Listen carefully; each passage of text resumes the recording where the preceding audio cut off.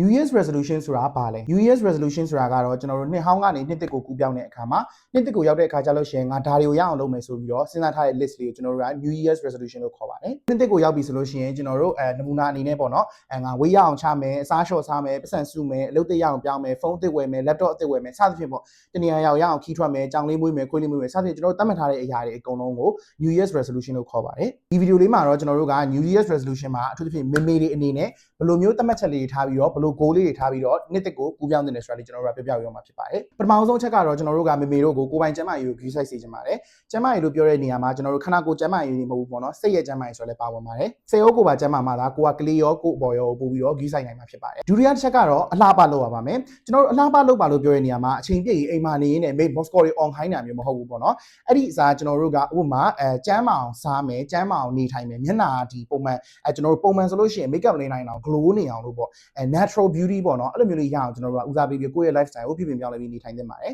နောက်တစ်ချက်ကတော့ကိုဝါသနာပါတဲ့အရာလေးတွေကိုကျွန်တော်တို့ကရှာဖွေပြီးတော့ပြုလုပ်ကြည့်တင်တယ်ပေါ့နော်ဒီနေရာမှာကိုကြည့်တဲ့ရုပ်ရှင်ကားလေးတွေကိုပုံမှန်ကြည့်တာကိုရီးယားကားလေးတွေကိုနေ့စဉ်နိုင်ဝက်45မိနစ်လောက်ကြည့်ပေးတာတရားထိုင်တာ YouTube ဗီဒီယိုလေးကြည့်တာချင်းနှာထောင်တာစသဖြင့်ပေါ့နော်အဲ့လိုမဟုတ်ဘဲနဲ့ကျွန်တော်တို့ကိုလက်လှုပ်ရှား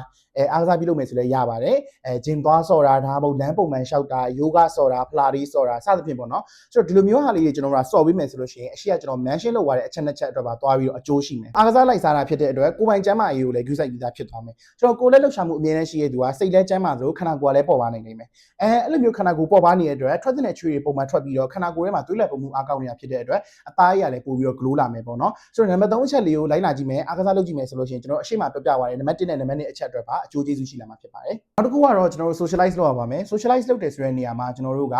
အမြဲတမ်းအပြင်နေသွားနေတာ shopping ထွက်နေတာ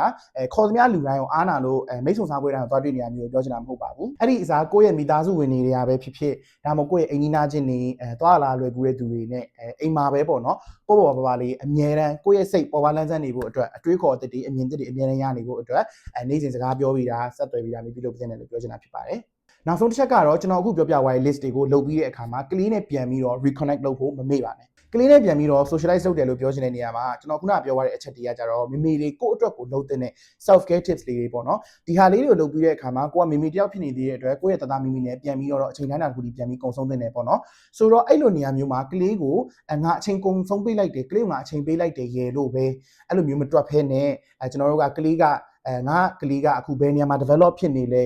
သူဘယ်လိုတွေခံစားနေရလဲသူဘယ်လိုကြီးပြင်းလာပြီလဲဘယ်နေရာမှာရောသူက develop ဖြစ်ဖို့လိုသေးလဲဆိုတာကိုကိုကမေမေတယောက်အနေနဲ့သိနာလဲဖို့အတွက်bonding time လေးလုပ်တဲ့တယ်လို့ကျွန်တော်တို့ကပြောချင်တာဖြစ်ပါတယ်ကျွန်တော်အခုပြောပြသွားတာကတော့ New Year's resolution ရဲ့အတိတ်ပဲနဲ့နှစ်သစ်မှာမေမေတို့ထားတဲ့ resolution လေးတွေအကြောင်းကိုကျွန်တော်တို့ကမျှဝေသွားတာဖြစ်ပါတယ်ဒီဗီဒီယိုလေးကိုကြည့်နေတဲ့မေမေတို့ရောသားသားမိမိတို့အားလုံးရော2026မှာစတင်ပြီးတော့စိတ်ရောကိုယ်ပါကျန်းမာတဲ့ healthy lifestyle လေးကိုပိုင်ဆိုင်နိုင်ကြပါစေလို့ကျွန်တော် Pelvish ကဆုတောင်းပေးလိုက်ပါတယ်ခင်ဗျာ Happy New Year